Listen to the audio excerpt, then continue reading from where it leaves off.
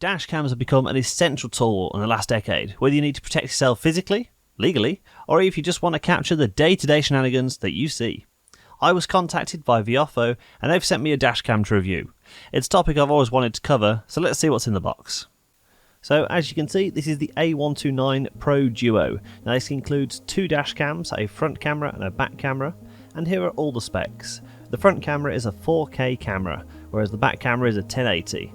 It has really good sensors and will take a 256 gig SD card, as well as having a full remote function. So let's get inside the box and see what we get with this camera. Sliding everything out of the box, we have the two cameras revealed. At the bottom we have the front-facing 4K camera, and at the top we have the rear-facing 1080p camera. Underneath all of this, we take out the foam, we have the rest of the kit. So what we have initially is some instructions, the warranty information, quick start guide, and then we remove this bottom part to reveal all the cables and cable tidies that you're going to need.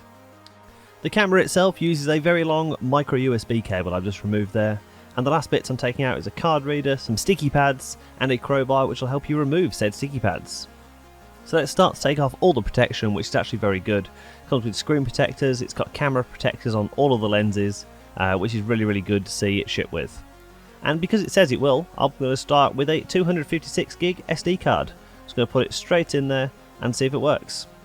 Prior to this, I've just put in the time and date just to make sure it all works, and I'll come over how I did that in just a moment. But you can see on the video it starts recording instantly, happy to use its 256 gig SD card, meaning we're going to be able to fit lots of recording on it. So let's go over the interface. We're going to press the menu button on the left, and it's got options for everything. So front resolution, back resolution, you can choose your bit rate, whether you want to save space, if you want to have a low bit rate and have more videos, if you're on a high bit rate for more quality. It supports full loop recording if you want to overwrite your videos after you've stopped using them, as well as having a parking mode, manual exposure controls, and it will let you set the G sensor for parking mode, as well as having a full time-lapse mode if you would rather have that than a full video, if you wanted to save some space on the giant SD card you put into it. But as you can see, navigating through the menus is actually very easy. It is not a touchscreen, but the buttons are all very responsive and it's all actually very intuitive with the screen controls.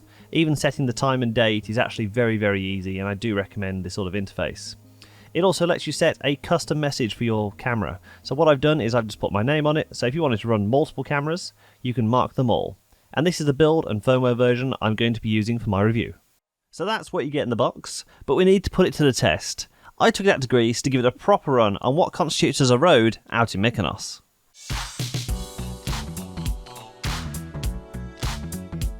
Now whilst Mykonos is a lovely island and I do recommend you visit, I don't think the roads are going to be winning any awards.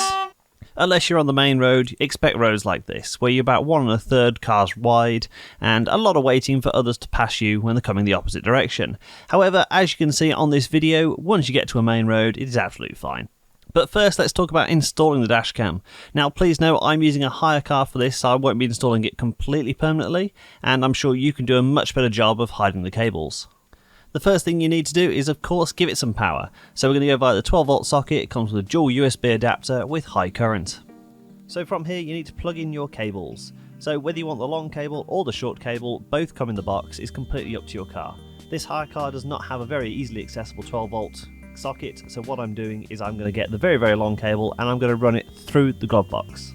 So the unfinished product looks like this, with the cable going across here through the glove box, all the way up the side here, which I will use the cable tidies to fix on, and then onto the dashcam all the way up here.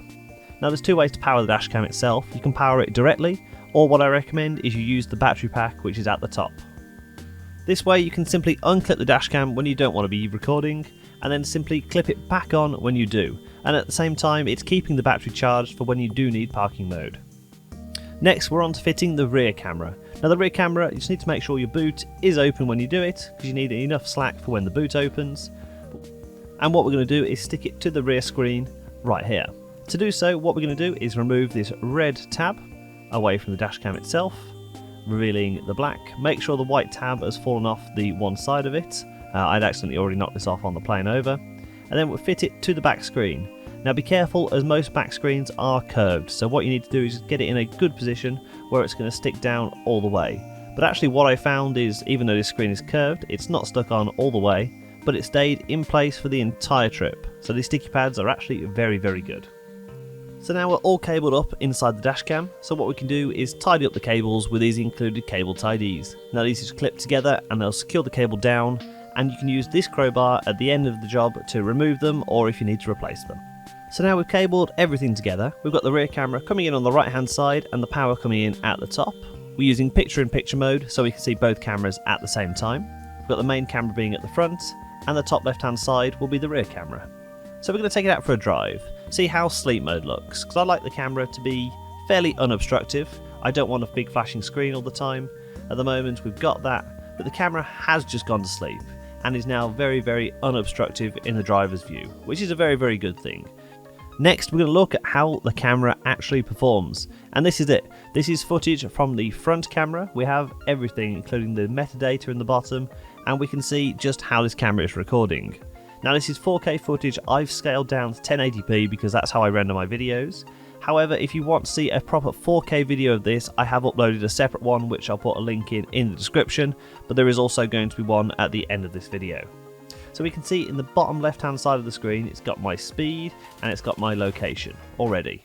It's got the custom message I put there with Tom, tells me which camera it is, and it's got the time and date in the bottom right hand corner, and that is burned into the video. I've not added that in post, that is just burned in from the camera itself, which is brilliant. And as you can see, the camera is performing very well in these slightly mixed light conditions.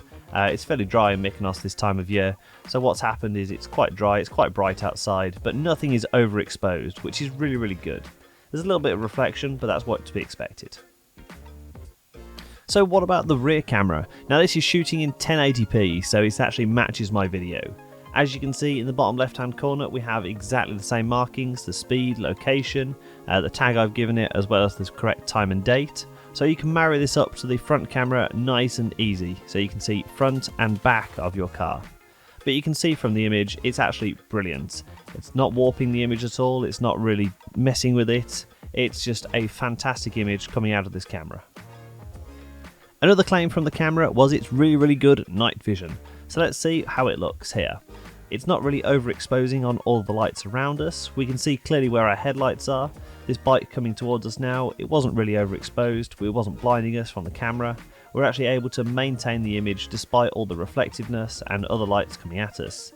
So this is performing very, very well. So let's see how it looks on the other side, on the rear camera. Now the rear camera is suffering a little bit with exposure. This guy actually has his high beams up behind us at the moment, so he's trying to light the way for both of us right now. But what he's going to do is he's going to overtake, and then we're actually able to see that we lose a little bit of definition on the lights, but it's not too bad. We can still see very clearly what is going on, and we can marry it up to the front camera. What we are seeing at the moment is the light lighting up the dust on the back of the car, so make sure you keep your front and rear screens very clean. The next thing I want to test is the microphone. So this camera does come with one. Let's listen.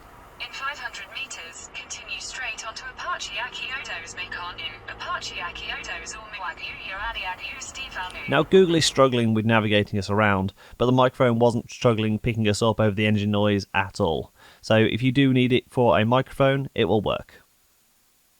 Onto parking mode. This produces some brilliant images. It's taking a very, very smooth video over time from the rear camera, this one, of just the surrounding area near the beach. This is about 5 minutes I've condensed down into this chunk, and as you can see it's got some very, very, very good image for this.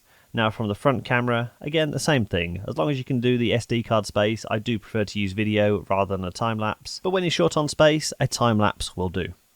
All of the files themselves get saved with either an F or an R, so you know if it's come from the front camera or the rear camera. And as we can see on the right hand side there, we have 7PF.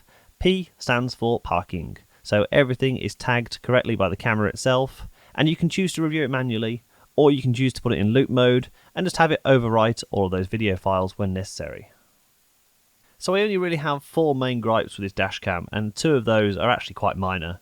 The first minor one was it's a little bit bulky, so it's not the smallest and most discreet dashcam. The second one is it only has permanent mounts, being these sticky pads. I'd like something with one of the sticky things, but yeah, I can sort that out later. One of the major ones is that it doesn't differentiate file footage when you press the emergency button.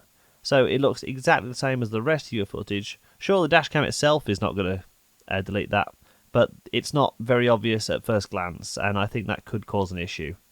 And the last thing is that when your SD card fills up, the camera doesn't really respond anymore. It just says your SD card is full. It doesn't let you get into the menus. And that was a major issue for me when I was using one of my smaller cards out in Greece. Aside from this, having a 2-channel system on a dashcam is absolutely brilliant, and I do recommend you get this dashcam. Those minor things aside, and just make sure you've got a good SD card, and you'll be absolutely fine with this dashcam. I do recommend it. Thank you for watching, everyone, and hope you've enjoyed the videos. It's nice to be back. Please hit the subscribe button to know when my next video comes out. Goodbye.